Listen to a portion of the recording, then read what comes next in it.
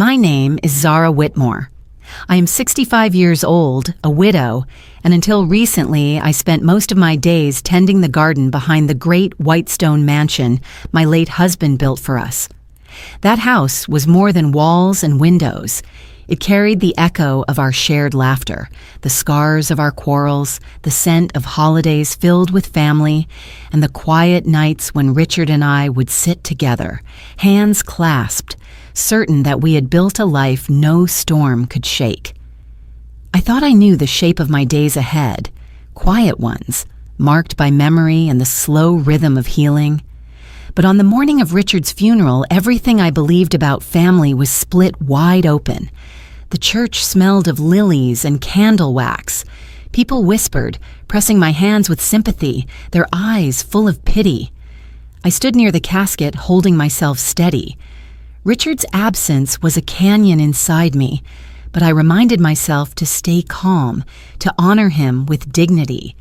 I thought the pain of burying my husband would be the sharpest wound of the day. I was wrong. As the minister spoke of Richard's generosity, my son Ezra rose from the pew. He was only 35, tall like his father, but his eyes carried something restless, almost fevered. Guests turned to look at him, perhaps expecting a son's tribute, a kind word for the man who raised him. Instead, his voice rang through the church like a stone striking glass. "The $70 million mansion is mine," he declared. His hand trembled, not from grief, but from triumph. "My father built it for me, and I'll claim it now. Nothing is left for you, Mother." The room fell silent, the words crashing down heavier than the toll of any bell. I felt every guest inhale and hold their breath, as if afraid that even the smallest sound would shatter the moment further. Faces froze, shock, disbelief, then pity once more, but this time for me. I saw mouths part in astonishment. One woman whispered to another, too stunned to hide her words. Did he just disinherit his own mother at his father's funeral? A man near the aisle shook his head. Someone else gasped, and that single sharp intake of breath seemed to echo through the vaulted ceiling. Ezra didn't falter. He looked directly at me, his jaw tight, as though daring me to resist. For a moment, I could not move. My knees felt weak, and my heart pounded as if it wanted to break free from my chest. I remembered the boy who used to hold my hand when thunder frightened him. I remembered the young man who promised to make his father proud.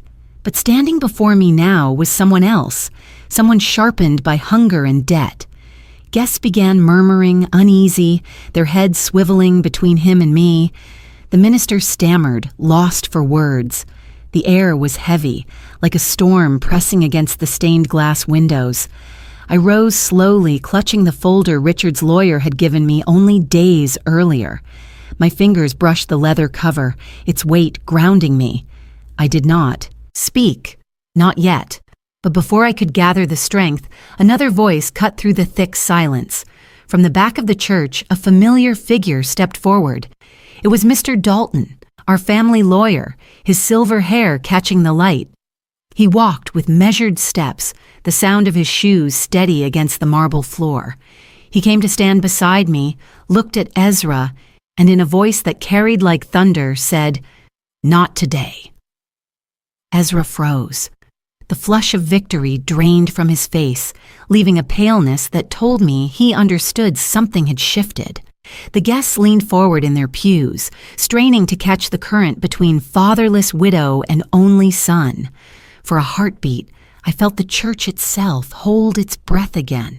I did not gloat nor cry. I simply met my son's eyes, letting him see that I was not broken. My silence became its own kind of answer. If you are listening to this and feel the chill of betrayal pierce through the warmth of memory, stay with me. What happened in that church was only the beginning. This story is not just about wealth or inheritance. It is about the cost of silence, the weight of dignity, and the strength a woman can find when she has nothing left but herself. And if you have ever faced moments when those closest to you turned into strangers, I invite you to walk this path with me. Subscribe, share, or simply stay close as the story unfolds, because what came after that frozen moment will change everything. When Mr. Dalton's words fell into the stillness of the church, it was as if the entire room snapped awake. Not today. 3 small words, yet they seemed to split the air like lightning. My son, who only a moment ago stood tall in arrogance, blinked rapidly as though he had misheard. He opened his mouth, but no sound came. For the first time in years, Ezra looked uncertain, and that brief hesitation was enough to shift the ground beneath both of us. I gripped the back of the pew for balance, the cool wood biting into my palm. Around me, the guests exhaled all at once, a chorus of whispers rising in the vaulted sanctuary. Some leaned forward, their eyes wide, eager for the confrontation unfolding before them. Others shook their heads, disgust mixing with sympathy. I could feel the tide turning, and yet I kept my composure. This was Richard's funeral. His casket lay not 10 feet away. I would not dishonor his memory by losing control, no matter how deep my son's betrayal cut. Ezra recovered enough to sneer. "You're bluffing," he spat, his voice trembling at the edges. "You have nothing. Father wanted me to have the mansion, and you know it. Everyone knows it." He looked around as if searching for allies among the mourners, but no one moved to support him. The air was thick with judgment. Dalton stepped closer, his posture calm, his voice measured. "Your father made his intentions clear, Ezra. You may shout them down in this holy place, but truth does not bend to your will." Rested a hand lightly on the folder I held, a silent reassurance that I was not alone. My son's eyes darted from the folder to my face, as though trying to read whether I had the strength to oppose him. He underestimated me. He always had. For years, he treated me as though I were fragile, easily swayed, a mother clinging to sentiment. But in that moment, I felt Richard's presence steadying me. I straightened my back and met Ezra's gaze. "I am your mother," I said quietly, my voice low but steady enough to reach every corner of the church. "And I am still standing." The hush that followed was heavy, almost reverent. Ezra's lips pressed into a thin line, his nostrils flaring as though he had been struck. He turned toward Dalton, desperate now. "You think a lawyer's tricks will scare me?" "That house is mine." She has no claim Dalton didn't flinch. "Not today," he repeated, softer this time, but no less resolute. It was then I noticed Claudia in the second row, her perfectly painted lips curled in a smirk. She was younger than Ezra by nearly a decade, sharp-eyed and hungry, the kind of woman who measured affection by the size of a bank account. Her hand rested on Ezra's arm as if to steady him, but I saw the calculation in her eyes. She was already weighing what his bravado might cost her. The minister, pale and flustered, attempted to regain control of the service. Perhaps we should return to the eulogy." His words faltered when Ezra snapped. "No, this is my father's legacy. I won't be silenced." But he was silenced, in a way, by the sheer power of stillness around him. The guests were no longer just observers. They were witnesses. Every eye recorded his cruelty. Every heart judged him. He could not escape the truth that he had laid bare his greed at his father's funeral, before God, family, and community. My breath steadied. I thought of Richard's last smile, the way he had pressed my hand in the hospital bed, whispering, "You will know when to speak." I understood then. Silence was not weakness. It was preparation. Ezra tried again to rally. "Mother has always been soft. She cannot hold on to the estate. She doesn't know how to protect it. She never did." His words were venom wrapped in false confidence. I stepped forward. My heels clicked against the marble floor, each sound sharp, deliberate. I did not need to raise my voice. "This is not about softness, Ezra," I said. "It is about respect. Respect for your father, respect for the life we built together, and respect for yourself, which you seem so eager to discard." Gasps fluttered through the congregation. For the first time since he stood, Ezra faltered, his chest rising and falling with uneven breaths. Claudia's hand slipped from his arm, her eyes narrowing as if she already questioned the strength of her partner. Dalton gave a small nod, the kind only I noticed, as if to remind me the foundation was already in place. He had prepared, Richard had prepared, and now all I had to do was stand firm. The silence stretched, broken only by the faint rustle of dresses and suits. A woman near the aisle whispered, "She has her husband's courage." Her words reached me, threading through the tension like a thread of light. Ezra's shoulders slumped, only for a second before pride forced them back upright. He jabbed a finger toward the folder. "Show them then." "If you truly have something, show them." I did not. Not yet. There would be a time and a place for everything, and Richard had taught me that patience could be its own weapon. Instead, I closed my fingers more tightly around the folder and returned to my seat.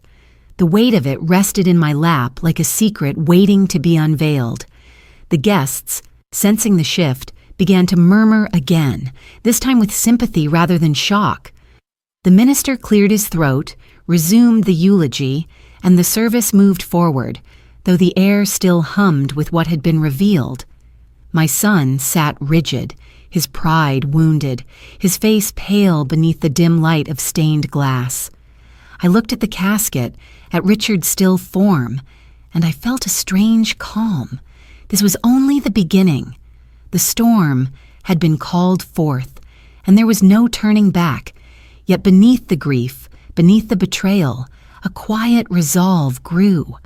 For the first time since his passing, I felt Richard beside me, urging me to be strong.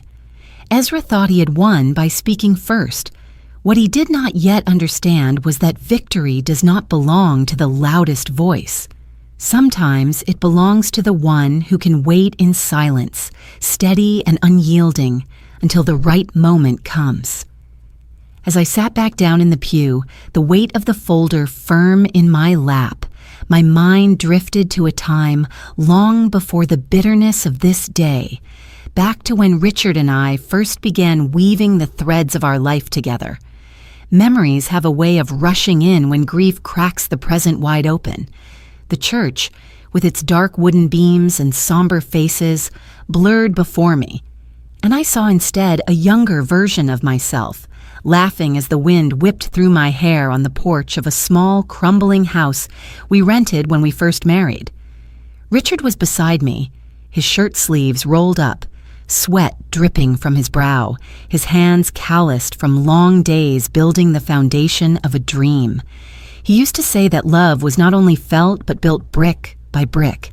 He wanted a home that reflected that truth, a place that would endure when everything else fell away. I remember the moment he first pointed to the stretch of land where the mansion would someday rise. It was nothing but rolling fields, grass bending in the wind, the soil rich and waiting. His eyes shone with a fire I had rarely seen in a man, not the fire of greed but of purpose. "Here, Zara," he said, his hand resting lightly on my shoulder. "Here is where we'll build a house that no storm can touch. But more than stone, it will hold our memories, our quarrels, our joys. This house must be stronger than us because one day it will need to carry you when I cannot." I laughed then, teasing him about his dramatic words. But even as I laughed, I believed him. Richard never built anything without pouring his whole soul into it. The mansion began as sketches on worn paper, corners smudged with pencil and the scent of coffee clinging to them. Night after night, we sat at the kitchen table, our heads bent together as he drew lines that would one day become hallways, staircases, rooms filled with light. I suggested where the windows should be, insisting on wide panes in the sitting room so I could watch the seasons change. He nodded, agreeing, saying that I saw what he missed. The years blurred as walls rose, scaffolding climbed, and the echo of hammers rang through the air. I planted roses near the entrance while Richard argued with contractors about arches and beams. He worked tirelessly, as though the mansion was more than a house, as though it was a promise he was desperate to fulfill. And in truth, it was.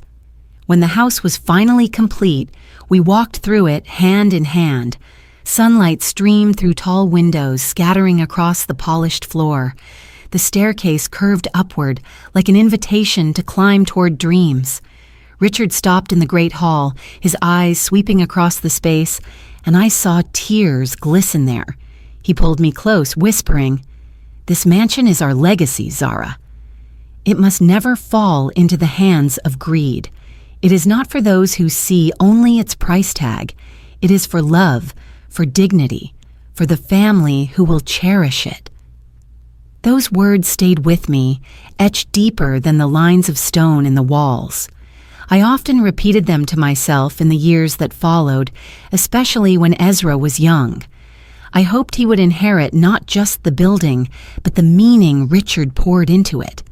There were evenings when Ezra, still a boy with scraped knees and boundless curiosity, would race through the halls, his laughter bouncing off the walls. Richard would catch him mid-run, scoop him up and say, "Remember, son, this house is built from your mother's heart as much as mine. Respect it. Respect her." At the time, Ezra nodded solemnly as though he understood. I never imagined those lessons would vanish from his memory so completely. But as time passed, the mansion grew not only as a symbol of our love, but as a stage for our struggles. There were nights when Richard and I quarreled under its roof, our voices carrying up the grand staircase, only to reconcile hours later in the quiet of our room. There were Christmas mornings when laughter and wrapping paper filled the halls, and nights when sorrow pressed heavy, like when we lost Richard's brother and the house seemed to absorb our grief with its walls. Yet always the mansion endured, steady and silent, a keeper of both our joys and our pains. I thought of the letter Richard left me, though I had not yet opened it. I suspected it carried the same spirit he had voiced so often, that the mansion was more than inheritance, more than value counted in dollars. It was built to be a refuge, a sanctuary, not a prize to be fought over. He had warned me often, "One day, Ezra will have to choose between respect and hunger. If he chooses hunger, the mansion cannot be his salvation." Those words now returned with an ache as I sat in the church. Ezra had made his choice. He stood before the world and chose hunger, ambition, debt. He chose to claim the mansion not with reverence, but with entitlement. And I, who had planted its first roses, who had scrubbed its floors when money was tight, who had walked every hallway with Richard's hand in mine, I was told in front of strangers that nothing was left for me. The memory of Richard's voice soothed me, though. He had foreseen this, perhaps not the exact scene, but the possibility of betrayal. His foresight had been both a blessing and a burden, for now I carried the responsibility of honoring his vision. I let my eyes close in the church, not to escape, but to remember more clearly. I could see Richard, younger, strong, lifting beams with his workers. I could hear him laugh as I spilled paint on my dress while trying to help. I could feel his arm around me as he whispered late at night that everything he built was for us. "Never let anyone take it from you lightly," he said once, his voice low but fierce. Now, decades later, I sat beneath stained glass, surrounded by mourners with my son turned stranger across the aisle. The mansion had become more than a house, more than an inheritance. It was the test of our family, the measure of whether love or greed would endure. I opened my eyes again, feeling the burn of grief, but also the steel of resolve. If Richard had built the mansion to carry me when he no longer could, then I would not let it be wrested from me by the very son we had raised within its walls. The memory of our marriage, our labor, and our home became my armor. Ezra thought his claim would leave me shaken, but all it did was remind me of the strength already laid into every brick, every arch, every rose bush that still bloomed by the gates. And if Richard could see me now, I prayed he would know that his trust had not been misplaced. There was a time when Ezra's laughter could fill the mansion like sunlight. I remember his boyish grin, the way he would run through the corridors with a toy airplane in his hand, pretending to soar through skies only he could see. He once curled up on the old leather armchair in Richard's study, asking questions about law, history, even architecture, as though he wanted to absorb every piece of knowledge his father could give him. I held on to those memories for so long, even when evidence of his change began to grow impossible to ignore. It started slowly. In college, Ezra called less often, his visits home rushed, his eyes darting when I asked how classes were going. Richard said he was simply becoming independent, but a mother feels the shift before anyone else does. There was a distance in his voice, a sharpness when money was mentioned. At first, we thought it was the usual struggle of a young man trying to prove himself, but the truth was more corrosive. Ezra wasn't building his own life. He was leaning on the idea that one day everything we had built would fall into his lap. I remember the first time he asked for a loan. He spoke with charm, leaning across the table, insisting it was temporary, just a small setback. He wanted to invest in a business, he said. Richard's brow furrowed, but he agreed, hoping to give his son a chance to stand on his own. That money vanished, and soon another request followed, then another. Each time his excuses grew thinner, his promises louder. Richard warned him, "You cannot build a life by waiting for others to hand it to you." But Ezra would smile and say, "One day the mansion will be mine, and everything will be different." Claudia entered his life around then. She was striking, the kind of woman who drew every gaze in a room. Her beauty was sharp-edged, like glass that glitters even as it cuts. Ezra paraded her through the mansion on holidays, showing her every room as if he already owned the place. She would run her fingers along the banisters, her eyes calculating, and she would whisper to him, not quietly enough for me to miss, "Imagine what we could do with this house." Imagine the parties, the influence I saw, the way her words sank into him, feeding the ambition already growing unchecked. By the time Richard fell ill, Ezra's debts were no longer whispered troubles, but heavy burdens that followed him everywhere. Men came calling, their suits crisp, their smiles cold, the kind of men whose favors always carried hidden blades. Ezra spoke faster during those days, promising he had things under control, promising he had investments lined up. But when I looked into his eyes, I saw only desperation. One evening, I overheard him on the phone in the study, his voice low, harsh. He was pleading, not negotiating. "The mansion is mine," he said. "I'll use it to clear everything. Just wait until it transfers. I'll pay you then." My breath caught. It wasn't an argument anymore. It was his lifeline, his leverage. He was gambling with a house that did not yet belong to him, the house Richard and I had built with our hands, our hearts, and our years. When I confronted him later that night, he brushed me off with a smile that no longer held warmth. "Don't worry, Mother," he said, slipping his arm around my shoulder, as though comfort could mask deceit. "Father wanted me to have the mansion. It's as good as mine. Once it's official, everything will be fine." His voice carried that same restless energy, the kind that told me he wasn't convincing me. He was convincing himself. Claudia's influence sharpened his. Greed. She dressed in gowns that shimmered under the chandelier light and spoke of future plans as though they were certainties. "Ezra, when the mansion is finally yours, we'll be unstoppable," she cooed, her hand sliding along his arm. I watched from across the room, my stomach tightening. I saw the way he basked in her admiration, mistaking her ambition for love. Richard, though weakened by illness, tried once more to reach him. "Ezra," he said gently from his bed, his voice rough but clear, "this house is not a bargaining chip. It is not a prize for the loudest claimant. If you treat it as such, you will lose more than you can imagine." But Ezra's eyes slid away, his jaw set stubbornly. He had already chosen his path. The day before Richard passed, Ezra came into the bedroom where I sat, holding my husband's hand. He barely looked at his father. Instead, he asked, "When will the papers be signed? When will everything be transferred?" My heart broke. My husband's chest rose with slow, painful breaths, and our son could only speak of ownership. I wanted to scream, to shake him, to make him remember the boy who once asked questions about honor and history, but instead I whispered, "Your father is still alive. Show him love, not greed."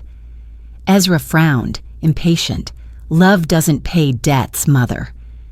"The mansion," well, then he turned and left, the sound of the door clicking shut, more final than I wanted to admit. That was when I realized the boy I had raised was gone, replaced by a man who measured his worth, not by character, but by possession.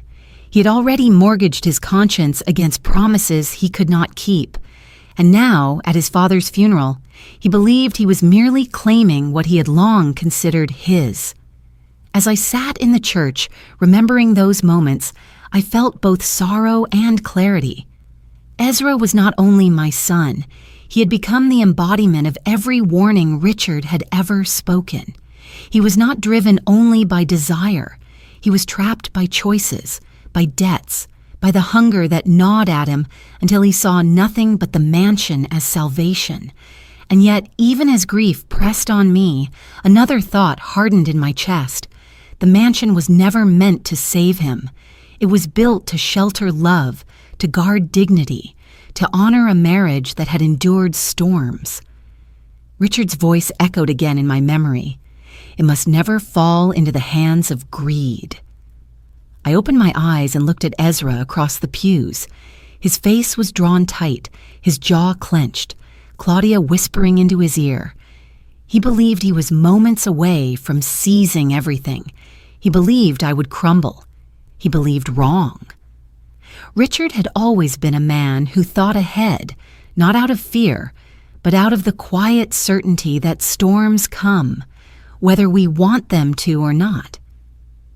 Long before his illness dimmed the fire in his eyes, he began speaking with Dalton about how to preserve what we had built. I remember the night he first mentioned it to me. We sat in the study, the fire crackling low in the hearth, and he said, "Zara, a house can be stolen if it is only walls and deeds. But if it is placed within the shelter of trust, then it becomes something no one can touch." At the time, I only nodded, not fully understanding the depth of his foresight. Dalton visited often in those months. He would arrive with his leather briefcase, his glasses perched low on his nose, and spread papers across the desk with meticulous care. Richard and he would speak for hours, their voices low, sometimes pausing so Richard could catch his breath. I often stood in the doorway, unseen, watching the two men bent over documents, the weight of responsibility heavy between them. I realized later that Dalton was not just preparing legal papers, he was becoming the guardian of Richard's final promise to me. One evening, Richard called me into the study. Dalton was there, his pen poised above a page, his expression grave but calm. Richard reached for my hand and placed it on the folder before us. "This," he said, "is our safeguard.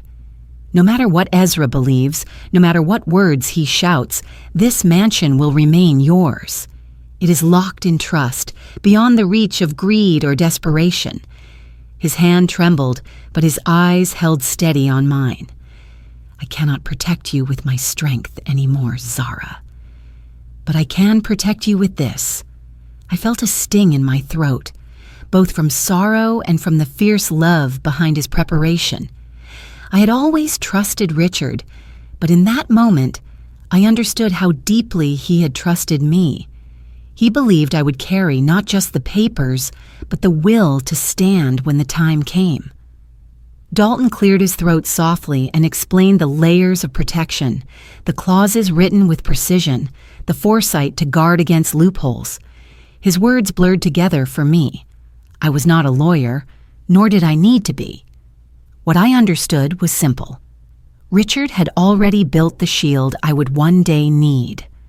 Dalton slipped the completed document into a folder lined with dark leather, the edges worn from his own hands. He closed it firmly and said, "Keep this near you. It is more than paper. It is a fortress." Richard gave a small smile, weary but proud, and leaned back in his chair. I kissed his hand, grateful beyond words, though sorrow pressed against me like a tide.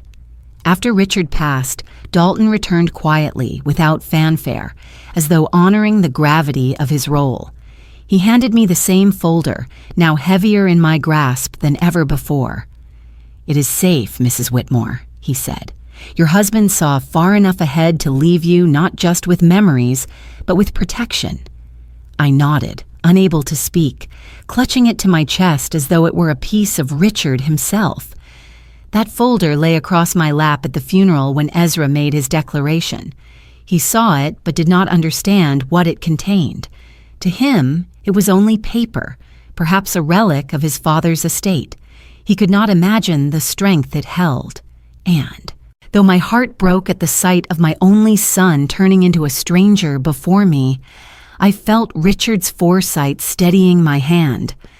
I think back to those nights in the study often, the way the lamplight caught the silver in Richard's hair, the way Dalton's pen scratched quietly across parchment. It was not a battle I was witnessing then. It was preparation for a day Richard feared he would not live to see. He had been right. That day came sooner than I could bear. And yet, because of his foresight, I did not sit defenseless in the pews. I sat with a fortress on my lap, built of ink and law and love. Ezra thought he had cornered me. He believed words alone could strip me of dignity and inheritance. What he never understood was that Richard had been sowing seeds of protection long before Ezra's greed took root. I only had to hold steady until the moment came to reveal it. As I glanced down at the folder, the leather warm under my palm, I whispered inwardly, "Thank you, Richard." I could almost feel his hand covering mine again, steady, reassuring, as if he were still here guiding me. I was not alone. I never truly would be. The funeral ended with hymns, sung softly, though the words felt hollow after what had taken place. The mourners filed out slowly, casting glances in my direction, some filled with pity, others with admiration. I kept my head high, my hand resting on the folder as if it were part of me. Ezra avoided my gaze, speaking instead in low whispers to Claudia and the lawyer he had brought along. I did not strain to hear. His schemes were already in motion, but so was my resolve. When the last note of the organ faded, I walked down the aisle alone. Every step echoed against the stone floor, deliberate, steady. The air outside was cool, a breeze brushing against my face, carrying with it the faint scent of lilies from the churchyard. I paused at the steps, looking out over the line of black cars waiting to take the mourners back to their lives. My life, I knew, would never be the same. Dalton came to stand beside me. His presence was quiet but firm, like an oak tree at my shoulder. "You don't need to answer him yet," he said. "Silence is its own power." I nodded, understanding more than I could say. I had spent much of my life speaking softly, letting others fill the room with their noise. Now that silence became a shield. I did not need to match Ezra's shouting. I only needed to hold fast until the time was right. I returned to the mansion that evening, the house feeling both familiar and foreign without Richard's presence. The room seemed to sigh, shadows stretching longer than usual, as if the very walls knew what storm had been unleashed.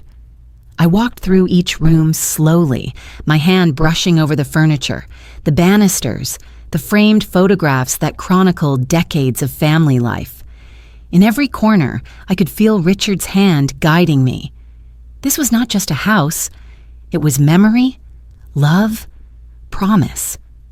Ezra had shouted that it was his, but the mansion itself seemed to resist him, as though its stones remembered who had built it and why.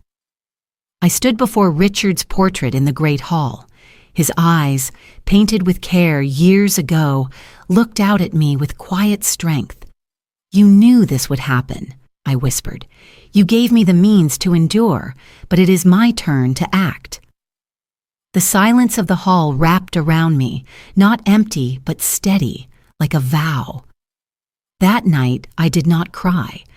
Instead, I sat at Richard's desk with the folder open before me. Dalton's careful words echoed in my mind, the protections layered within the documents like bricks in a wall. Ezra could shout, scheme, even threaten, but he could not penetrate what Richard had already secured. All I needed was the courage to wait, to stand my ground, to let the truth emerge in its own time. Claudia's laughter drifted faintly through my memory, sharp and careless. Ezra's words at the funeral still rang in my ears, but instead of wounding me further, they clarified everything. My son had chosen his path. My role was no longer to shield him from consequence, but to hold steady as those consequences reached him. It hurt to think of it that way, but love is not the same as indulgence. Richard had warned me, mercy without boundaries turns to weakness. Strength, Zara, is knowing when silence speaks louder than words. I closed the folder, tied the leather strap carefully, and placed it back in the drawer where Richard had once kept his most private letters. My hand lingered on it for a moment before I turned the key. The lock clicked, small but final. For the first time since the funeral began, I felt a sense of peace settle over me. Later, as I prepared for bed, I looked out from the balcony toward the darkened gardens. The roses I had planted decades ago swayed in the night wind. They had withstood storms, frost, and neglect, yet each spring they bloomed again, fragrant and defiant. I thought of myself in the same way. I was no longer young, no longer shielded by Richard's arm, but I was not broken. I would bloom again, even if the season was harsh. Ezra's betrayal cut deeply, yet I knew I could not collapse beneath it. The mansion had been built to endure, and so had I. Silence, resolve, patience, these would be my weapons. When the time came, the truth would stand taller than his lies. Until then, I would remain steady, holding the line Richard had drawn for us both. I lay down that night with the sound of the wind against the windows and the steady rhythm of my heart, reminding me that I was still here, still capable, still strong. Ezra thought he had stripped me of everything, but he had overlooked the most important thing of all. I had not lost myself. I had always known that Ezra's hunger would drive him further than reason could follow, but I did not realize just how quickly he would set his plans into motion. Only days after the funeral, while I still moved through the Aia mansion like a ghost, he was already plotting. I later learned of his meeting with Mr. Blackwood, a man whose reputation was whispered in legal circles with both fear and disdain. Blackwood was ambitious, clever, and ruthless, the kind of lawyer who could twist words until they barely resembled the truth, and Ezra clung to him like a drowning man to driftwood. Ezra brought Claudia with him to that meeting. I could picture it as clearly as if I had been there.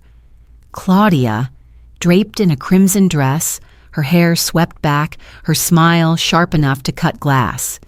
She sat close to Ezra, her hand resting possessively on his arm, as though to remind him that her future depended entirely on his success. Blackwood welcomed them into his office, a place lined with books that had little to do with justice and everything to do with leverage. The three of them sat together, plotting not only how to seize the mansion, but how to cast me aside in the process. Ezra leaned forward, his voice urgent, his hands restless. My father wanted me to inherit the estate. She's clinging to it out of spite. You've seen cases like this? Can't we push her out? His desperation was disguised as arrogance, but I could hear the truth in every word. He was cornered by debts and driven by fear of collapse. Claudia's eyes gleamed as she added, "This is bigger than sentiment. That house is worth $70 million. Imagine the power of securing it." Blackwood studied them, tapping his pen against the desk. "Inheritance cases are rarely clean," he said, "but sentiment counts for little in court. If we can argue that your mother is incapable of maintaining such an estate, if we can suggest mismanagement, then public opinion might sway in your favor." His voice was smooth, practiced, as though he had sold this same strategy to countless desperate clients. Ezra nodded eagerly, seizing on every word. "Yes, that's it. She's too old, too fragile. She doesn't understand business. That house will fall apart under her." He spoke as though I were a stranger, as though the years I had spent caring for the mansion meant nothing. I had kept it alive through Richard's long absences, through financial strains, through illness. Yet my own son was ready to paint me as weak before the world. Claudia leaned in, her perfume cloying, her tone persuasive. "Once it's in your name, Ezra, everything changes. We'll host events, make the place shine. No one will remember the old woman's claim. They'll only see you as the rightful heir." She kissed his cheek as though sealing the deal with her approval. But Blackwood was not blind. He saw Ezra's desperation, and men like him never worked without recognizing opportunity. "Of course," he said, "this will require resources." Filing the petition, managing the press, ensuring the right narratives are spread, it all costs money.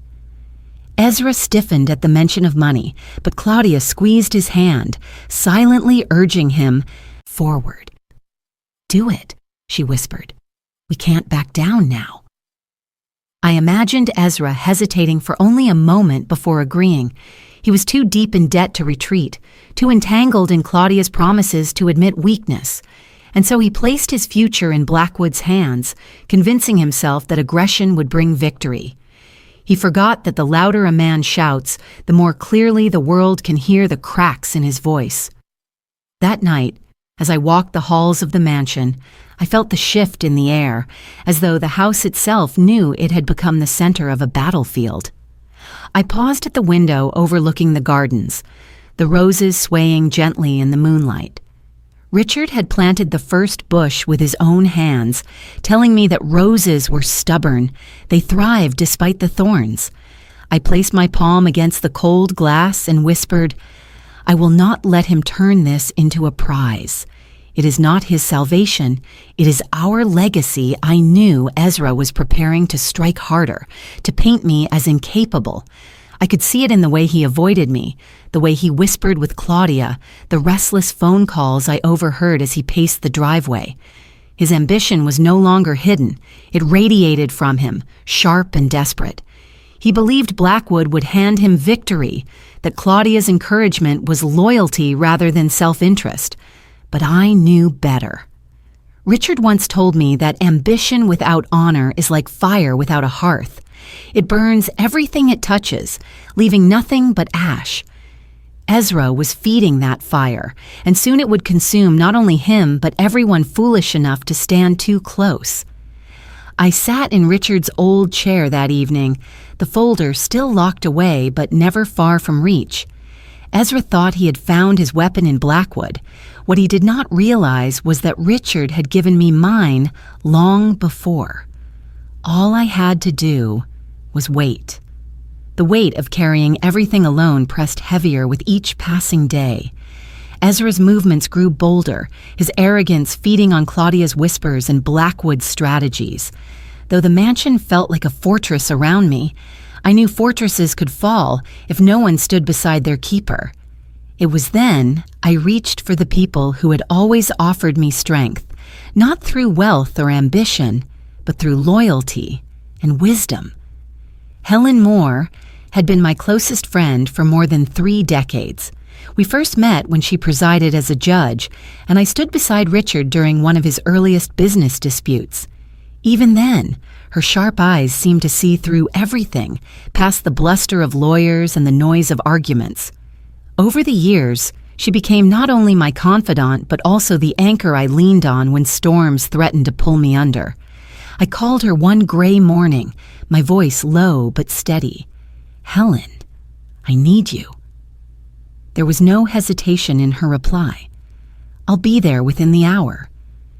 When she arrived, she carried with her not just her experience, but the comfort of someone who had weathered her own battles and survived. She sat across from me at the long oak table in the mansion's kitchen, her hands folded, her eyes unflinching. "Ezra has declared war on you," she said simply, as though she had been in the church that day, though I had already told her every detail. "But you are not without defense. You have Dalton, you have Richard's foresight, and you have yourself. That man raised you higher than you know, Zara. Do not forget it." Her voice steadied me more than she could realize. She brought Lily with her, her granddaughter, a law student with a sharp mind and boundless energy. Lily was nothing like Ezra. Her ambition carried no greed, only a hunger to learn and to see justice carried out. She walked through the mansion with bright eyes, studying the architecture, running her fingers along the carved wood banisters, as though she could feel the history pulsing within. Over tea, she asked questions quickly, her notebook open, her pen racing. "Has Ezra shown any written claim? Have there been creditors reaching out?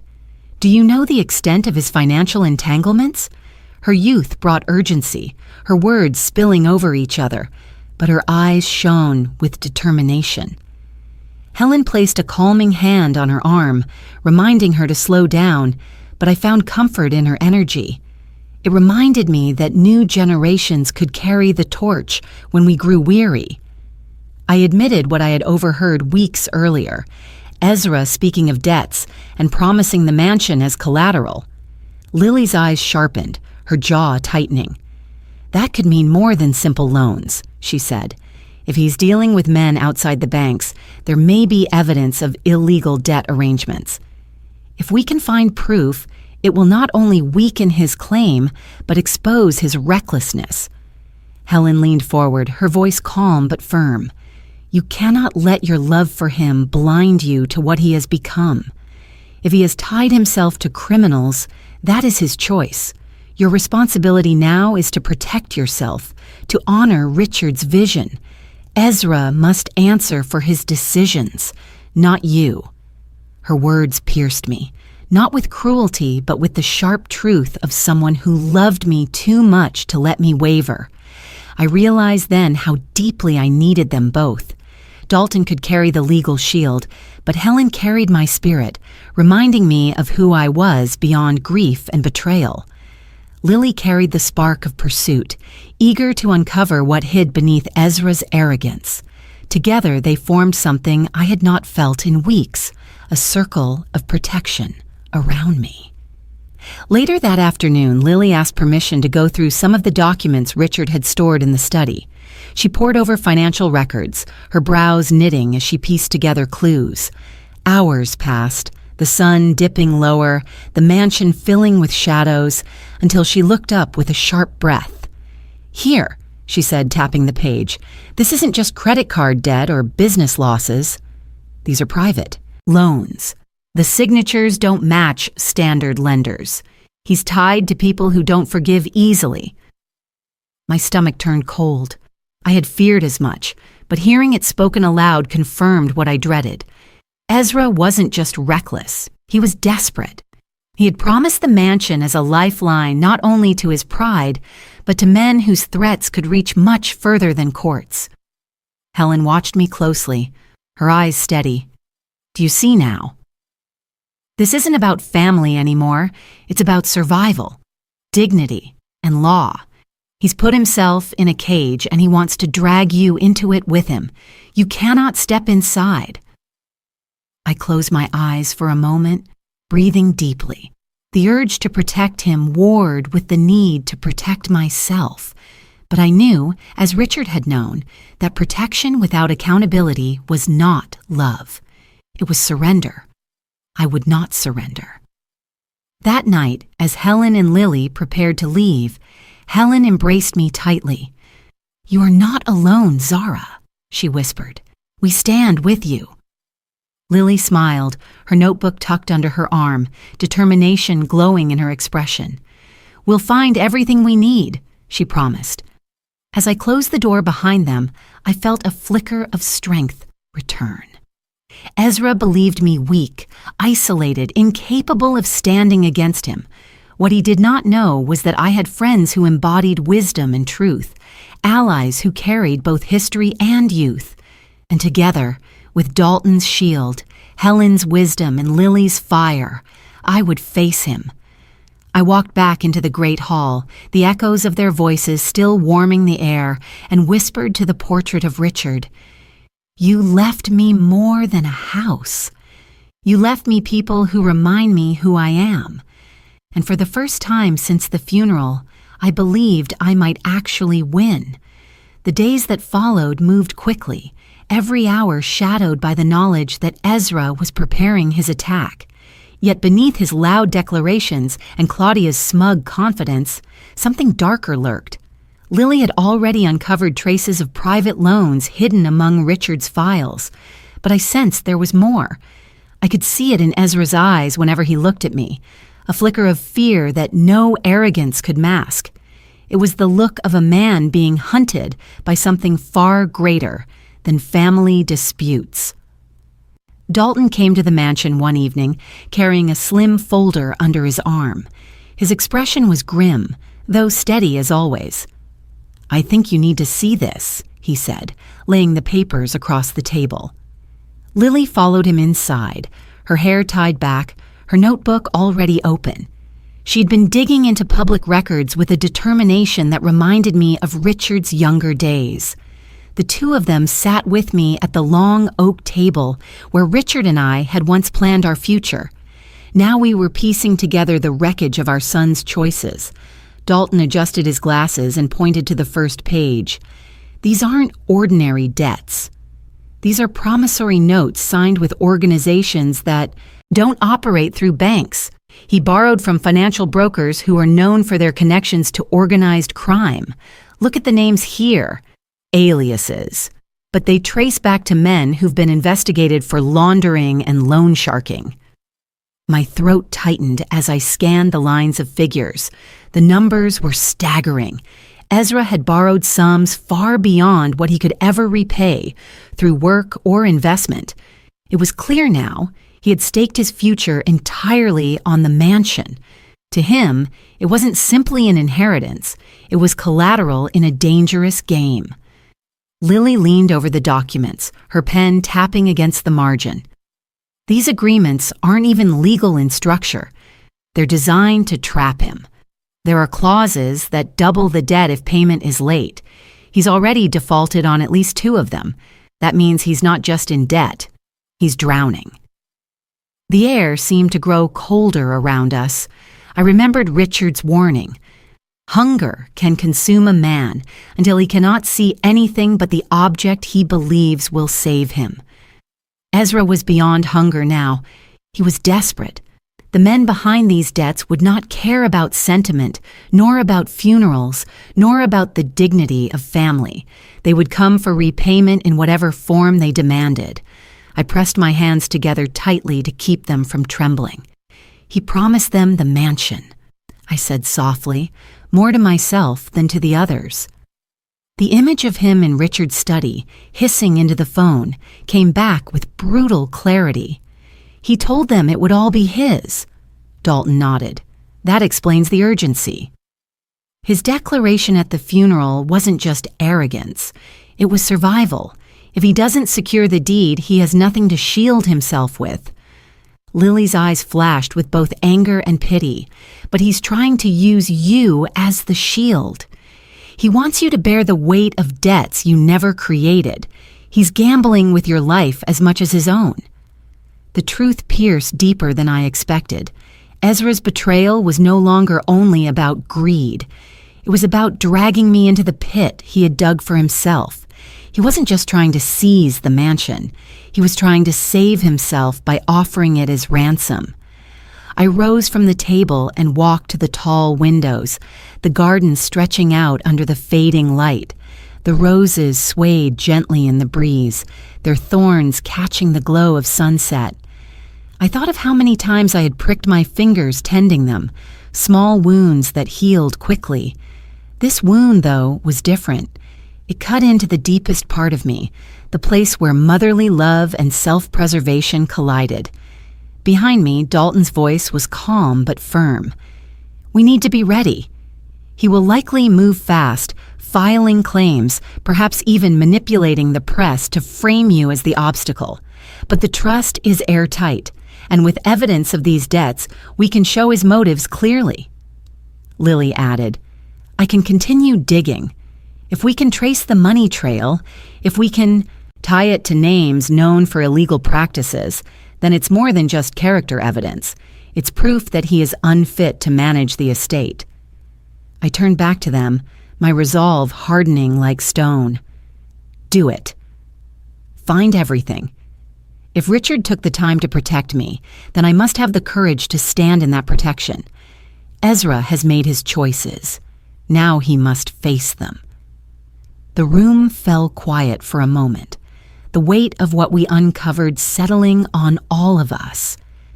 Dalton began gathering the papers again, his movements deliberate, careful. Lily scribbled notes furiously, her brow furrowed in concentration. I stood in the stillness, the folder of Richard's trust locked away in the drawer upstairs, and felt both fear and clarity. Fear because my son had entangled himself with wolves. Clarity because I finally understood the depth of the battle ahead. When they left later that evening, I walked alone through the great hall. The mansion loomed around me, its silence almost sentient. I placed my hand against the cool stone wall and whispered to Richard's memory, "You were right." He chose hunger. Now I must choose strength. I climbed the stairs slowly, my body heavy with grief, but my spirit steadier than it had been in weeks. Ezra's debts were no longer hidden. They were a shadow creeping closer, threatening to consume him. But shadows could not survive the light. With Dalton's shield and Lily's relentless search for truth, I would hold the light high, even if it blinded my own son.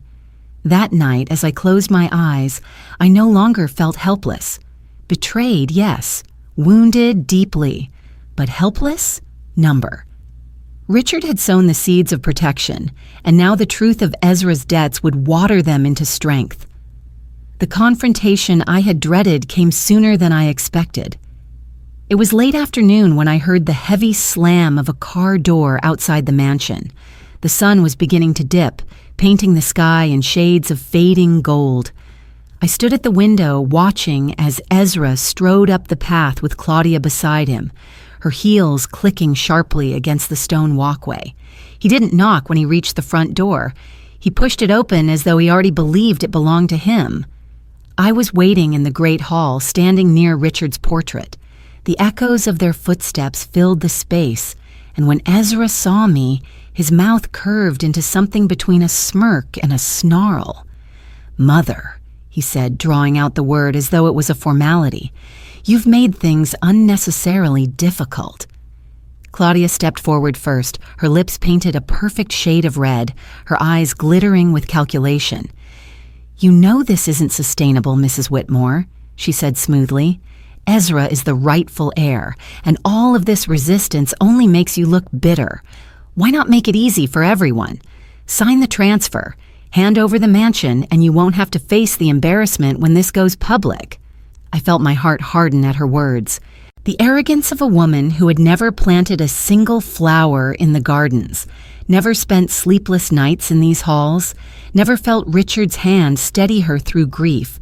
She spoke as though the mansion were a dress she could pluck from a boutique rack. I looked at her, then back at Ezra. "This house was built by love, not greed," I said quietly. It is not yours to claim." Ezra laughed, but the sound was brittle, jagged at the edges. "Love doesn't pay debts, Mother. Love doesn't mean anything in court. I have people who will testify. I have documents. You can't keep this forever. You're clinging to the past while I build the future." "You're not building anything," I replied steadily. "You're burning everything left in your hands, and you want to drag me into the fire." His face twisted, anger flashing in his eyes. He stepped closer, lowering his voice as though to intimidate me. "If you don't hand over the deed, I'll make sure the world sees you for what you are. A selfish widow hoarding wealth that should pass to the next generation. Do you think the press will side with you? Do you think the courts will believe an old woman clinging to stone walls?" I didn't flinch. My fingers rested lightly on the folder resting on a nearby table. His eyes flicked toward it, suspicion clouding his expression. Claudia leaned in close to him, her phone already in her hand. "Ezra, let's get this recorded," she whispered. "Proof that she refuses." "It will look good in court." She raised the phone casually as though adjusting her hair, but I knew what she was doing. Her thumb hovered over the screen, capturing every word. Ezra straightened, puffing his chest, his voice loud now so the recording would capture it. "Fine," he said. "Let everyone hear it." "You're denying your only son his inheritance. You're choosing to betray your own blood." I let his words hang in the air, every syllable dripping with entitlement. Then I stepped closer, so close that Claudia's phone caught my face clearly. "What I am choosing," I said, my voice steady and cold, "is not to reward betrayal. You dishonor your father with every breath you take in this house. If you want to fight, fight in the open. I will not yield." The silence that followed was sharp. Claudia lowered the phone slightly, her expression flickering with unease. She had expected me to crumble, to plead, to defend myself weakly. Instead, I stood taller, my gaze unbroken. Ezra's jaw clenched, his knuckles white at his sides. "You'll regret this," he spat. "When the papers are filed and the headlines come, you'll see what happens when you defy me." I thought of the debts he carried, the men who waited for repayment that would never come. He was already drowning, yet he dared to throw stones at me from beneath the water. I pitied him, but I would not bend to him. Claudia touched his arm, urging him toward the door. "We should go," she murmured, her confidence waning under my silence. They turned, their footsteps echoing harshly against the marble as they left the hall. At the threshold, Ezra stopped and looked back at me one last time. His eyes burned with rage, but beneath it, I saw fear. He knew I wasn't the fragile woman he imagined. The door shut behind them, the sound reverberating through the mansion. I stood alone in the hall, my hand brushing against the edge of the folder. My heart pounded, but it wasn't fear, it was resolve. Ezra thought threats and recordings would weaken me. He was wrong. I whispered to Richard's portrait, "He doesn't know what you've left me. He doesn't know I am ready." The house seemed to breathe with me, its walls holding my words. The first confrontation had ended, but it was only the beginning of a larger battle. I knew Ezra would not stop. He would turn to courts, to newspapers, to anyone who would listen. Yet I also knew that Richard's foresight and my silence were stronger than his shouting. He had declared war in his father's house. I would answer, not with rage, but with the unshakable strength of truth. It didn't take long for Ezra to strike back. Within days of our confrontation in the great hall, whispers began to swirl beyond the walls of the mansion. Friends called me with uneasy voices, hinting that my name was being spoken in circles I had never entered. And then the newspapers arrived. Their bold headlines painted me as the villain, a greedy widow clinging to wealth that should have rightfully passed to her son. The words were cruel, sharpened to wound. They described me as cold, as selfish, even as a burden to the legacy Richard had built. I sat at the kitchen table one morning with the paper spread before me, my tea untouched. The photograph they had chosen stung almost more than the words themselves. It was taken at the funeral, my face pale with grief, my shoulders stiff as Ezra stood tall beside me. The caption read, "Mother blocks only son from family mansion." My hand trembled as I traced the ink, though anger steadied me quickly. Ezra was not only attacking me in court, he was poisoning the public's view, making strangers into his allies. Dalton arrived not long after with a copy of the petition Ezra had filed. His voice was calm, but the firmness in his eyes betrayed his own anger. "He's arguing incapacity," he said, sliding the papers toward me, "that you are unfit to manage the estate, that you're clinging to the property out of spite." Blackwood crafted the language carefully, just enough to sway a judge if we didn't have what we do. His glance flicked to the locked drawer upstairs, where the trust waited like a weapon untouched. I inhaled slowly, forcing my voice to remain even. So, this is his trap. If the public believes him, then the court may lean his way. Dalton nodded. "It's a tactic to pressure you into yielding before trial." "He wants you shamed." Into surrender Lily, who had joined us that morning, tapped her pen against her notebook, her eyes flashing with determination. "And Claudia is feeding it." I tracked the leak. She's been sending recordings and statements to a journalist known for sensational stories. That explains why the coverage feels so one-sided. I closed the newspaper and set it aside. "Let them write what they will," I said softly. "Richard did not build this house on gossip, and I will not lose it to lies." But it was impossible to ignore the sting of humiliation. When I went into town for errands, I felt the stares of neighbors, some filled with sympathy, others with suspicion. A woman at the florist's shop whispered to another just a little too loudly, "Imagine keeping your own son from his father's mansion." I kept my head high, though inside my chest ached with every careless word. At night, I walked the mansion halls in silence, listening to the echoes of Ezra's trap tightening around me. I thought of Richard and what he would say if he could see how his son had turned the world against me. And then I thought of his last words about silence and strength. "You will know when to speak," he had said. That time was not yet here. For now, my resolve had to remain steady. One evening, as I sat in the study, Claudia's voice spilled from the television. She stood beside Ezra on the steps of the courthouse, her arm linked through his, her lips curled in practiced sorrow. "It is heartbreaking to watch a man denied his rightful inheritance," she said sweetly to the cameras. "Ezra adored his father, and this mansion is his legacy. We only hope his mother will find compassion in her heart before it's too late." I turned off the screen, unable to stomach another second. Her words were poison, dipped in honey, designed to sway a public that knew nothing of Richard's trust or Ezra's debts. I leaned back in Richard's chair, my hands gripping the armrests, my resolve deepening. Claudia thought her charm would win over the crowd. Ezra thought shame would drive me from the fight. They did not understand that the deeper they forced me into silence, the stronger that silence became. Dalton called that night. "Do not be afraid of their noise," he reminded me. "We have the truth, and the truth will stand." His voice calmed me, though the loneliness still pressed hard against my chest. The next morning, Lily arrived with a folder of her own. "I traced more of his debts," she said breathlessly. "There are connections to accounts in names that don't exist.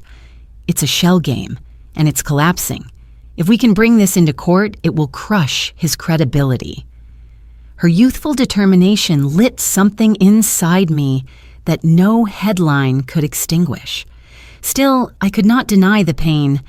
Ezra had laid his trap well.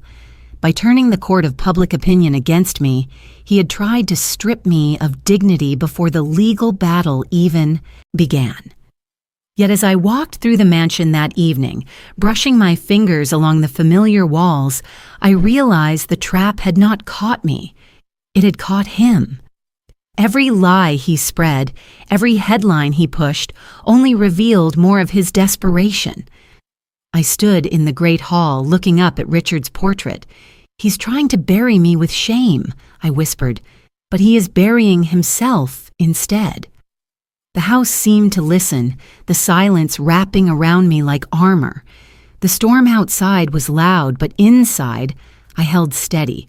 Ezra's trap was closing, but the trust was still locked safe in Dalton's hands, waiting for the right moment. When that moment came, no amount of lies could save him. Until then, I would endure.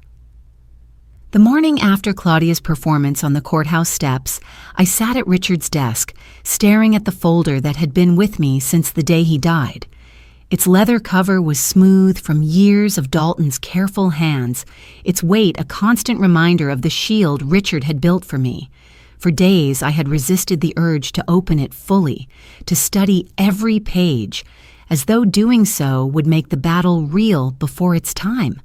But now, with Ezra's petition filed and the newspapers poisoned by Claudia's words, the time had come. Dalton arrived just as the clock struck 10, his silver hair glinting in the morning light that streamed through the tall windows. He carried himself with the calm assurance of a man who had stood in courtrooms more times than I could count.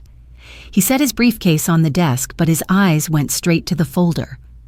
"It's time," he said simply. My hands trembled as I slid the folder across the desk to him. He opened it with care, as though it were not just paper, but a living thing, fragile and sacred. Lily arrived soon after, her notebook in hand, her youthful energy buzzing in the room. She leaned forward eagerly as Dalton spread the documents out, his finger tracing each clause with deliberate precision. "This," Dalton began, "is not just a will. It is a trust, carefully constructed years before Richard's health began to fail. He anticipated this day, perhaps not the details, but the possibility of conflict. He wanted to ensure that the mansion would remain secure, untouchable by greed or recklessness." I leaned closer, my eyes scanning the neat typeface, the bold headings, the signatures that bore Richard's steady hand. Every word seemed to carry his voice, as if he were speaking across time, reminding me of his foresight. Dalton continued, his voice even. "The trust removes the mansion from probate entirely. It cannot be contested in the way Ezra believes. He has filed a petition for inheritance, but the estate he seeks is not subject to that process. The mansion has already been secured under your name, with protections that even Blackwood will struggle to argue against." Relief washed over me, so powerful it left me breathless. For the first time since the funeral, I felt as though the ground beneath my feet had steadied. Yet it was not only relief I felt, it was sorrow too, sorrow that Richard had known his son well enough to prepare for betrayal. Lily's eyes lit with excitement as she flipped through the pages. "This is airtight," she said. "There are provisions against creditors, against forced sales, even against spousal claims. He must have spent months perfecting this." She looked at me with admiration. "Your husband wanted to protect you more than anything." Dalton nodded, his face grave but proud. "He trusted me to safeguard this until you needed it. And now, Zara, the time is here. Ezra believes he has cornered you, but in truth, he has only backed himself into a wall. When we present this in court, his arguments will crumble." I closed my eyes, letting the weight of that truth settle in me. For so long I had carried fear like a stone in my chest, fear of being stripped of the life Richard and I had built, fear of being left alone and vulnerable. Now that stone cracked, replaced by something steadier. Resolve. I reached for Richard's pen, still resting in its holder on the desk. I ran my fingers along its worn grooves, remembering how he used to tap it against his chin when he was lost in thought. "You knew," I whispered to the air, as if he could hear me still.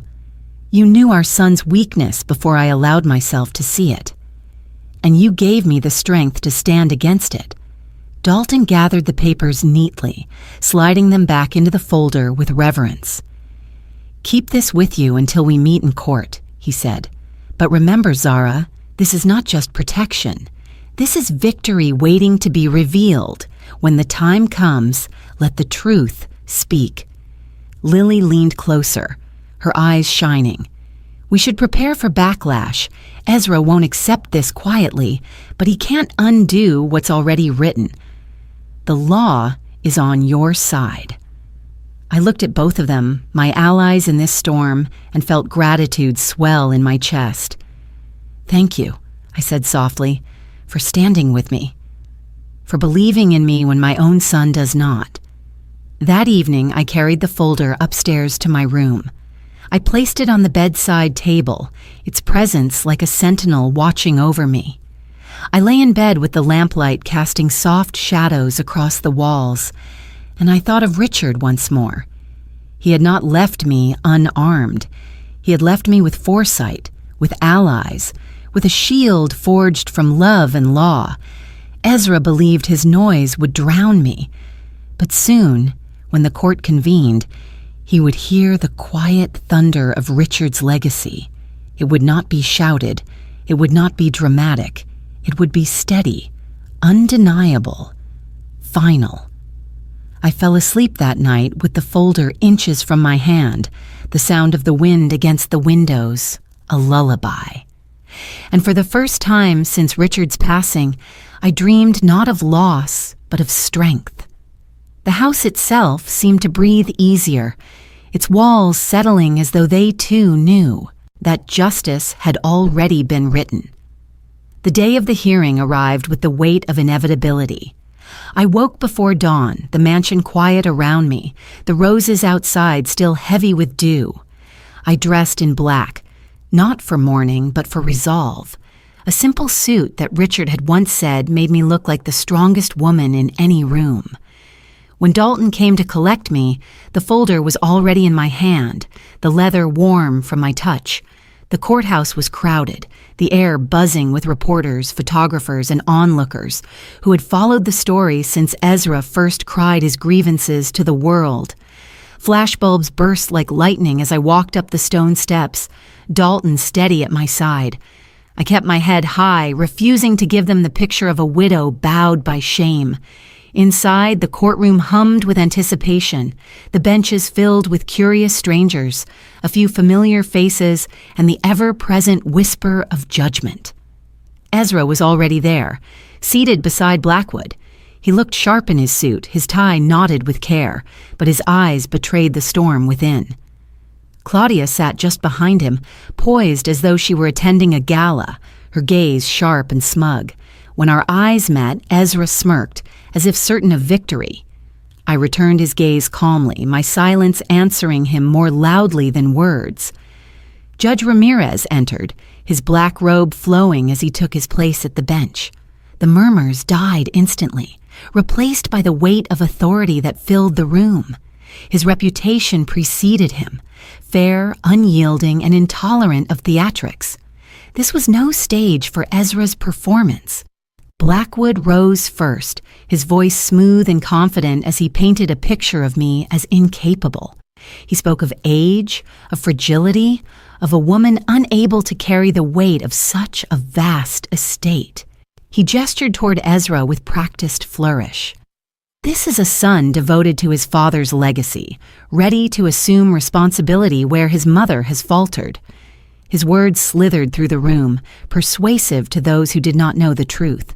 Ezra sat tall, his chin lifted, as though basking in the glow of his lawyer's praise. I could see Claudia's approving nod from the corner of my eye, her hand brushing his shoulder like a promise of triumph. For a moment, I felt the stares of the crowd pressing against me, some nodding, some whispering. The trap had been well laid. Then Dalton rose. His movements were slower, steadier, but his presence carried the kind of weight that no flourish could match. He adjusted his glasses, opened the folder, and began with a calmness that silenced even the restless pens of the reporters. "Your Honor," he said, "the opposing counsel speaks of legacy, but we must ask, what did Richard Whitmore intend for his legacy to be? Was it to reward recklessness or to preserve dignity?" He laid the first page of the trust before the judge with deliberate care. The courtroom leaned forward as Judge Ramirez lifted the document, his eyes scanning the lines with precision. Dalton continued, his voice clear and unwavering. "This is not speculation. This is Richard Whitmore's trust, established years before his passing.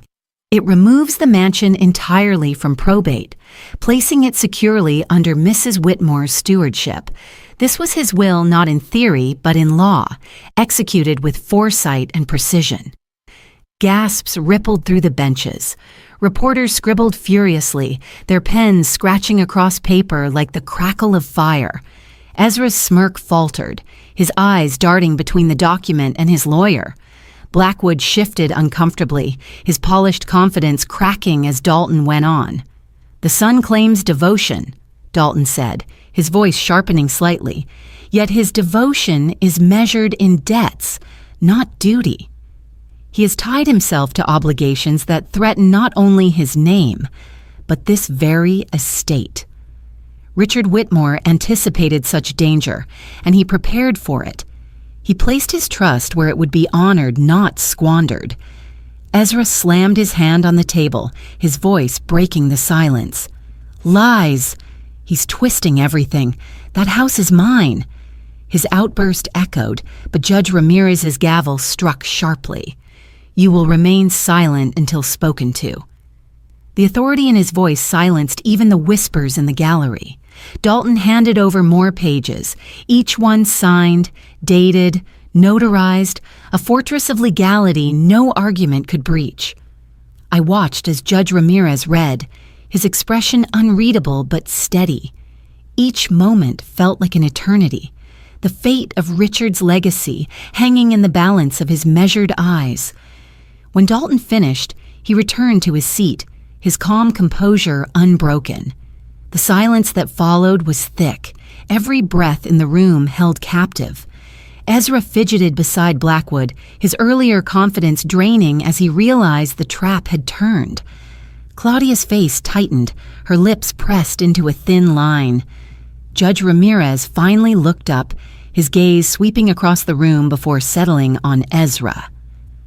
"This court acknowledges the validity of the trust presented," he said, his voice carrying the weight of finality.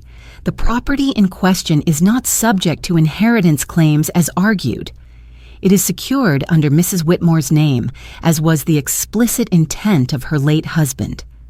The words struck like a bell, clear and undeniable. I felt my chest loosen, the air rushing back into my lungs.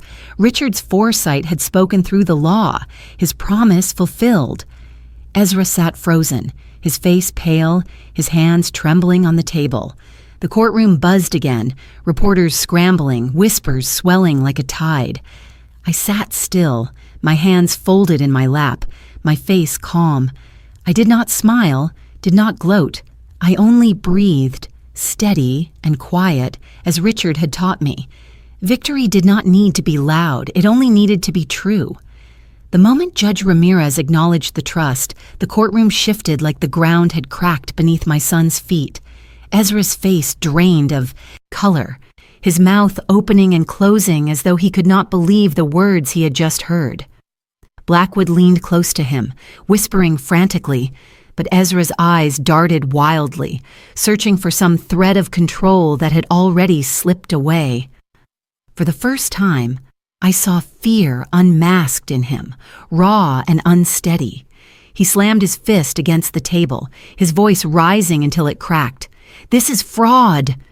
She manipulated Father in his final days. She poisoned him against me. That house was meant for me." His words tumbled into the air with the force of desperation, echoing across the wooden panels of the courtroom. The judge raised his gavel again, sharp and commanding, but Ezra continued, his face twisted with rage. "You all think she's some saint," he spat, pointing at me with a trembling hand. but you don't know her." She controlled him. She controlled everything. My father trusted me until she whispered in his ear, and now look, now I'm painted as the villain. His voice cracked on the last word, and for a moment the silence that followed carried the weight of years of resentment poured out in one reckless torrent. I sat motionless, my hands folded, my face calm. Inside, however, my heart ached. My son, my only child, stood before the world unraveling, his pride shredding itself into pieces. Lily, seated just behind me, rose quietly with a folder of her own. She handed it to Dalton, who passed it forward with deliberate care. "Your Honor," Dalton said, his voice even, "we anticipated this argument." But what my client's son fails to mention is the financial trail that undermines his claim of devotion. Judge Ramirez gestured for him to continue. Dalton opened the folder, revealing documents Lily had uncovered. Bank records, loan agreements, names tied to dangerous circles.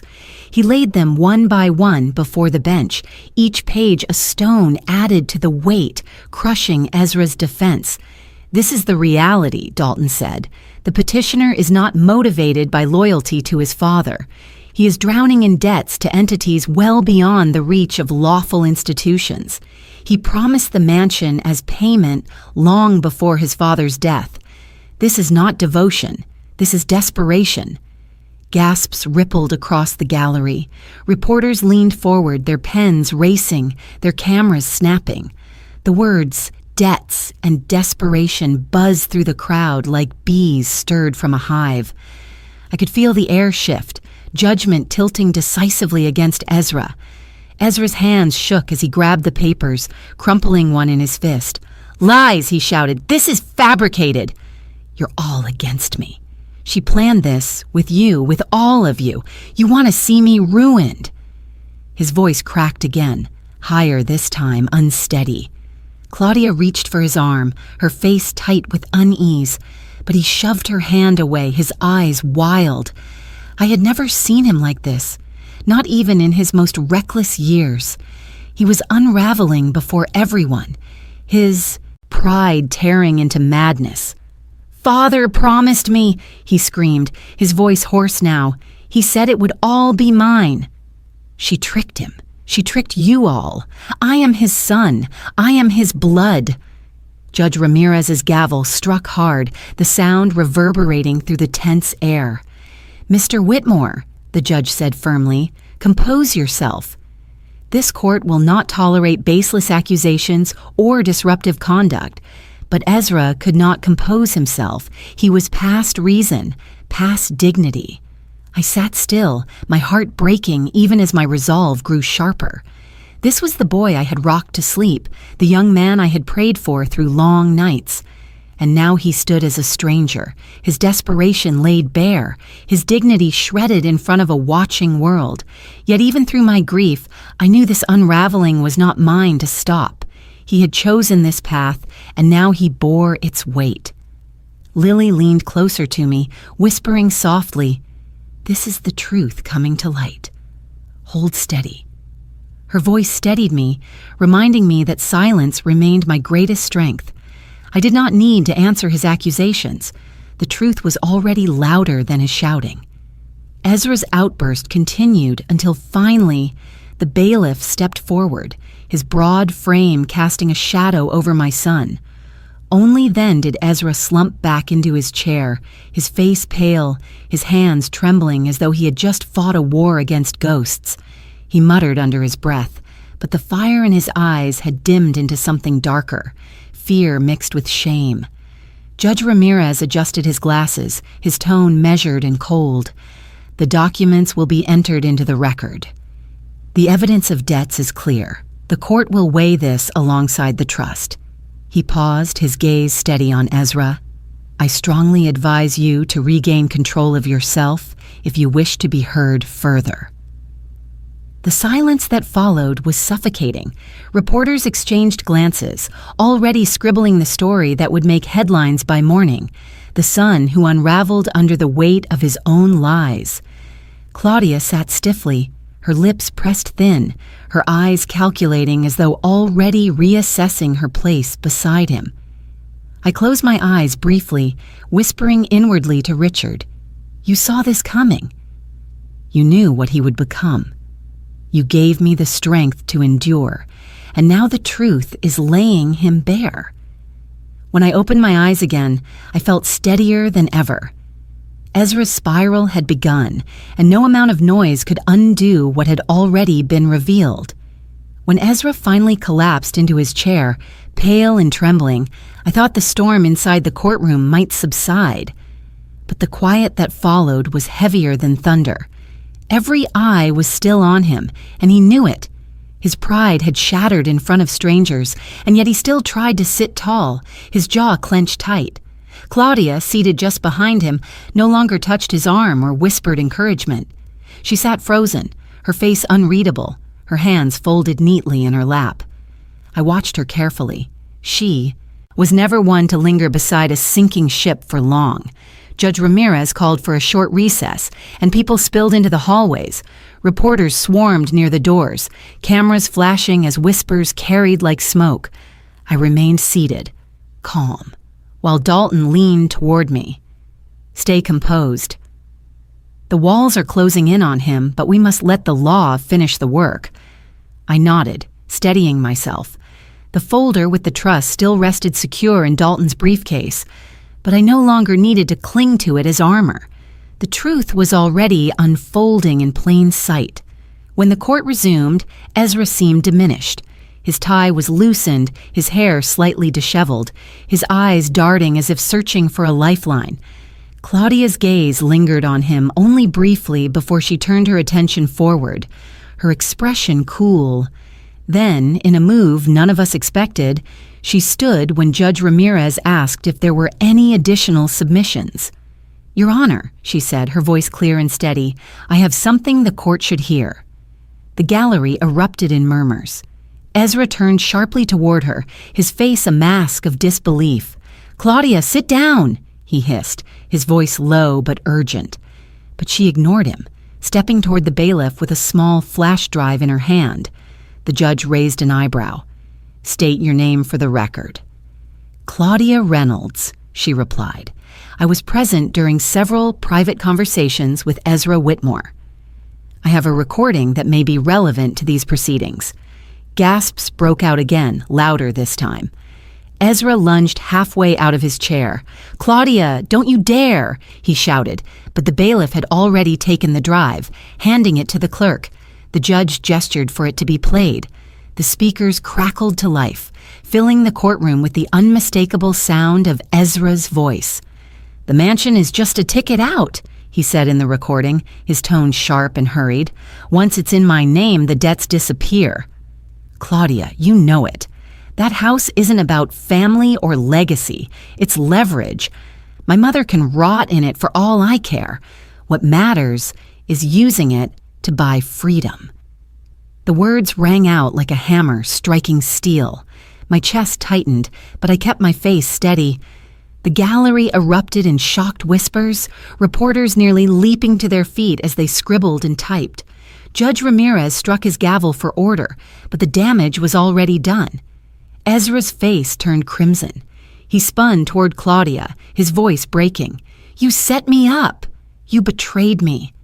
His hand shook as he pointed at her, but she remained calm, her chin lifted high. "I protected myself," she said coolly. "You dragged me into your lies, your debts, your promises to men I wanted no part of. I will not be destroyed because you couldn't keep your word." Her words sliced through the room with finality. Ezra staggered back into his chair, his mouth open but no sound escaping. For the first time, I saw him not as my son, or even as my enemy, but as a man utterly undone by his own choices. Claudia had stood beside him as long as she thought he might win, but the moment victory slipped away, she turned, delivering the final cut. I looked at her, searching for malice, but what I saw was survival. She had never loved him, not truly. She had loved the promise of wealth, the glow of status. Once those promises crumbled, So did her loyalty. I should have felt anger, but instead I felt a hollow kind of pity. Ezra had bound himself to someone who mirrored his own hunger, and in the end, hunger consumes itself. Dalton leaned toward me, whispering softly, "This seals it." His credibility is gone, Lily, seated just behind me, scribbled furiously in her notebook, her eyes wide with both shock and satisfaction. Ezra buried his face in his hands, his shoulders shaking, though whether from rage or despair I could not tell. The courtroom had shifted fully now. The whispers that once questioned me now condemned him. The son who had declared ownership at his father's funeral was stripped bare, his words betraying him in his own voice. When Judge Ramirez finally restored order, his gaze was heavy on Ezra. "This recording will be admitted. The court cannot ignore the clear intent expressed within it. Your motivations are evident and they will weigh heavily in my decision." Ezra did not respond. He sat slumped, broken, staring at the table as though it could offer him escape. Claudia returned to her seat, her posture poised, her face serene, as though she had merely adjusted her position in a game she had always intended to win. I breathed deeply, steadying myself. The betrayal I had feared from Ezra was now complete, but it had not come from me. It had come from the very woman he had trusted to stand beside him. For a fleeting moment, my heart ached for the boy he once was, the boy who had held my hand during thunderstorms. But that boy was gone, replaced by the man now unraveling before the world. The courtroom settled into silence again, the weight of Claudia's revelation still hanging in the air. I folded my hands in my lap, my face calm, my heart steady. Richard's foresight had protected me. Dalton's loyalty had shielded me. Lily's determination had strengthened me. And now Ezra's own choices had condemned him. The end was near. The courtroom was silent when the recording ended. Ezra sat slumped in his chair, his face buried in his hands, while Claudia looked straight ahead as though she had merely brushed dust from her sleeve. I could feel the air grow heavier, every person present holding their breath as Judge Ramirez adjusted his glasses and leaned forward. His gavel tapped lightly against the wood, not in anger, but as a reminder that the room now belonged to him alone. "Enough," he said firmly. His voice carried the weight of years on the bench, a voice that had seen countless lives unravel in the pursuit of power and greed. This court has heard the arguments, reviewed the evidence, and listened to testimony both spoken and recorded. What has been revealed here is not a matter of inheritance, but of protection. Protection of a legacy that was deliberately secured through foresight. He lifted the trust papers once again, his hand steady as he turned each page. Richard Whitmore established this trust long before his passing. It was signed, witnessed, notarized, and filed in accordance with the law. Its intent is clear. The mansion and the protections around it belong solely to Mrs. Zara Whitmore. No further claim may override that decision. The words struck through the room with the finality of a closing door. I sat very still, my hands folded in my lap, though inside my chest my heart beat with a mixture of relief and sorrow. Richard's voice seemed to echo in the steady cadence of the judge's ruling. Judge Ramirez set the documents down and looked directly at Ezra. His tone hardened. "Mr. Whitmore, you have not only failed to prove your case, but you have exposed your own motives. This court cannot ignore the evidence of your financial entanglements and your attempt to leverage this property to escape debts. Nor can it ignore the recording in which you made those motives plain. Your actions dishonor the very legacy you claim to protect." Ezra lifted his head slightly, his face pale, his eyes glassy.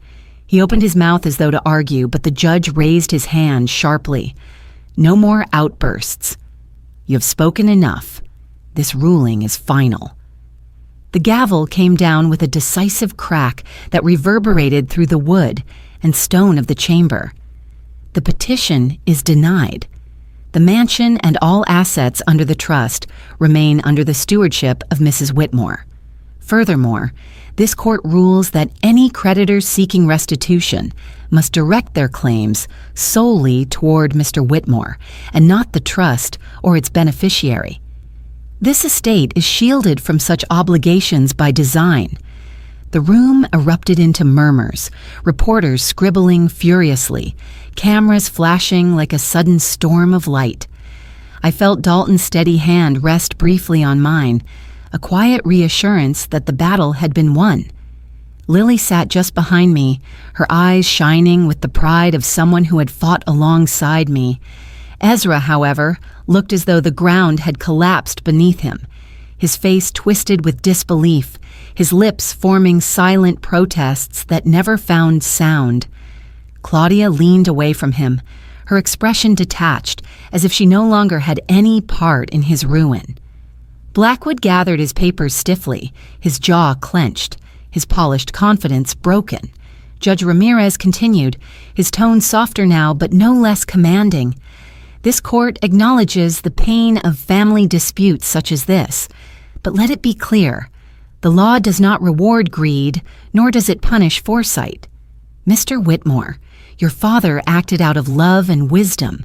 He entrusted his legacy to the person who had stood beside him all his life. That choice will be honored here. His gaze flicked to me then, and though his expression remained stern, I sensed a trace of respect in his eyes. Mrs. Whitmore, this court upholds your rights as the sole beneficiary of the trust.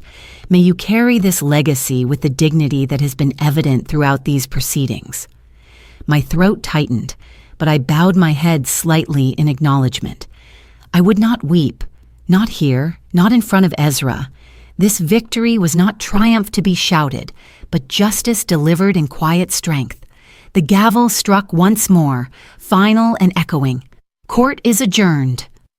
The sound unleashed a flurry of movement. Reporters rushed toward the exits, eager to send their stories into the world. Lawyers shuffled papers, voices rose and fell, but I sat still in my chair, breathing slowly, letting the verdict settle deep inside me. Ezra remained frozen, his eyes unfocused, his hands limp at his sides.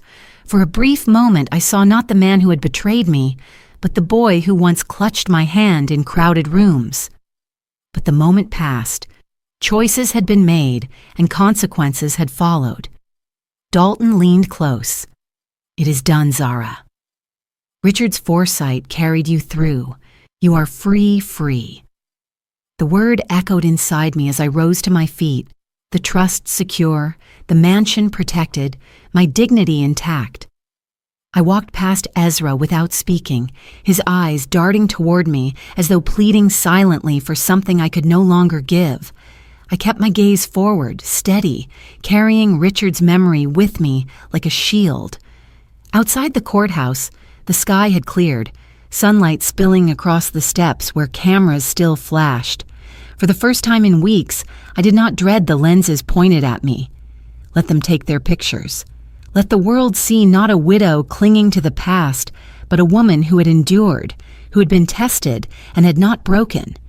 The verdict was more than words written into the record.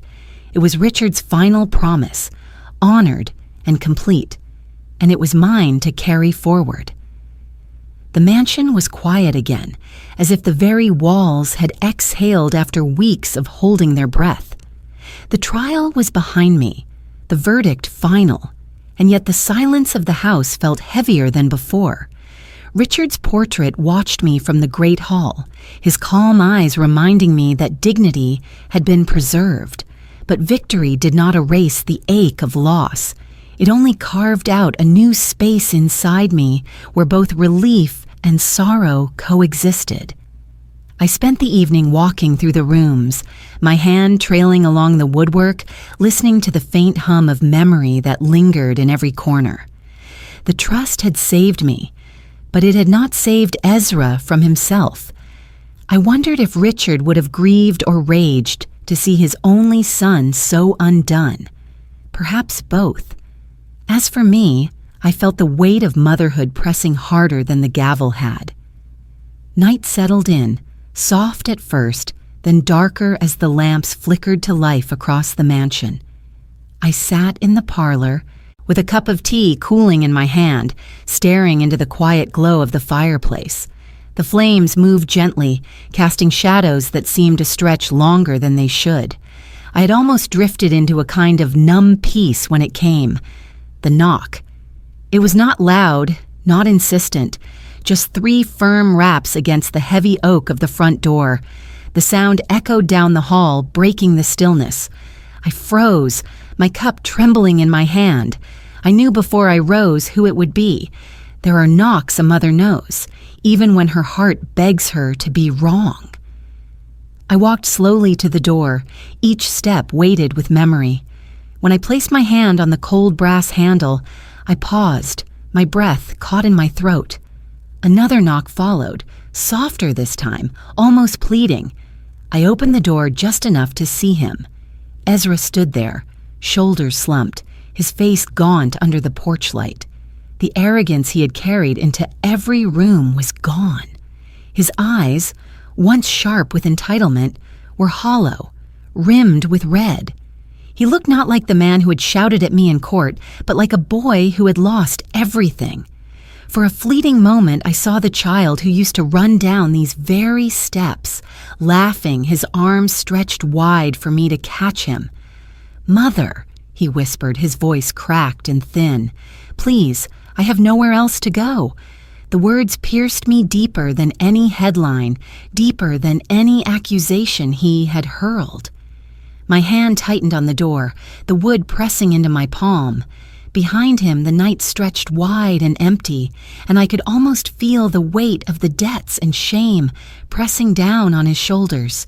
He was broken, yes, but not repentant, not yet.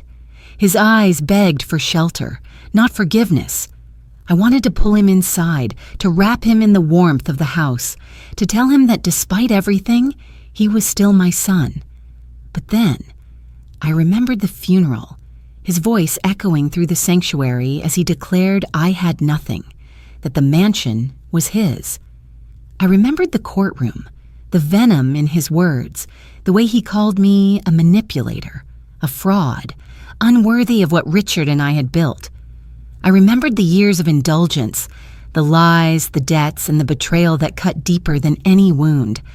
I placed my other hand on the door, bracing myself against the weight of what I had to do.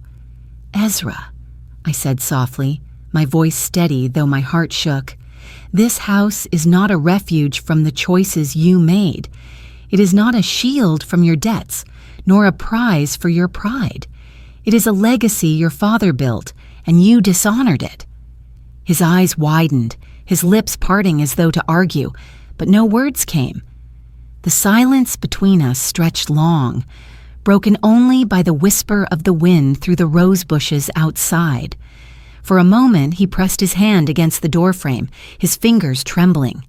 "Please," he whispered again, but this time weaker, as if even he knew the answer before it came. I lifted my hand from the handle and placed it flat against the door. "I cannot open this for you," I said quietly. "Not tonight. Not like this." My voice cracked then, just slightly, the mother in me straining against the woman I had become. Ezra's hand slipped away from the frame. He stepped back, his face collapsing into something I could hardly bear to see. Without another word, he turned and walked into the darkness, his figure swallowed by the night. The sound of his footsteps faded, leaving only silence. I stood there with my hand still on the door, my chest rising and falling with the weight of what had just passed. Tears blurred my vision, but I did not open the door again. Some wounds cannot be healed by shelter. Some lessons must be carried in the cold.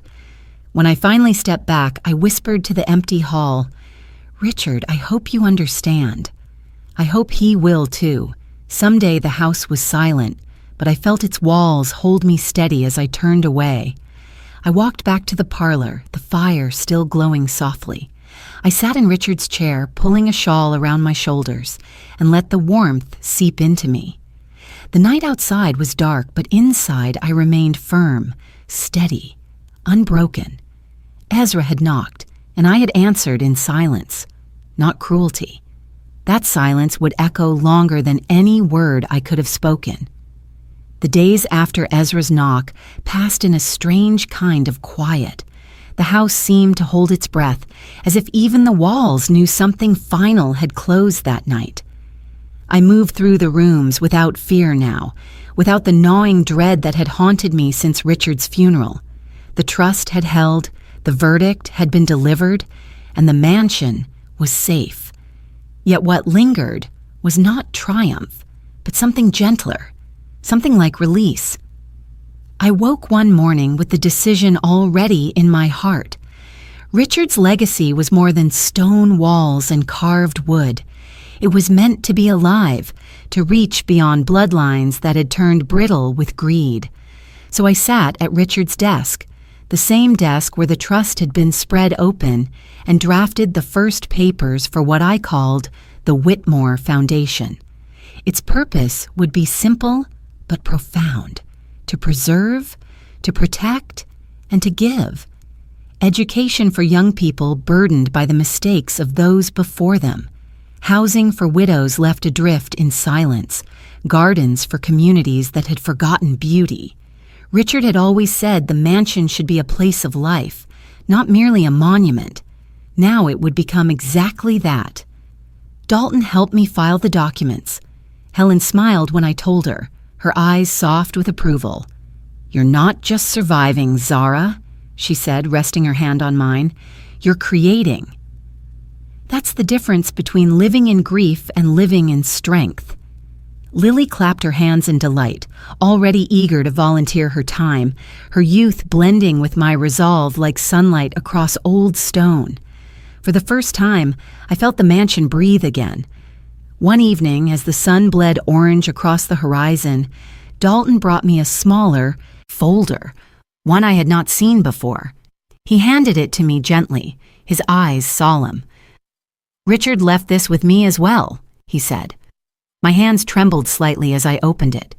Inside was not another legal document, but a single handwritten letter, Richard's familiar script flowing across the page. "Zara," it began, "if you are reading this, it means the time has come for you to stand alone. But you are never truly alone, my love. You are the keeper of our legacy, not because of laws or trusts, but because of who you are. Our mansion was never built for a son's pride or a court's judgment. It was built from every stone we laid together, from every night we dreamed beneath its roof. Carry it forward with grace. Let it be more than shelter. Let it be light." I pressed the paper to my chest, tears spilling freely for the first time since the trial ended.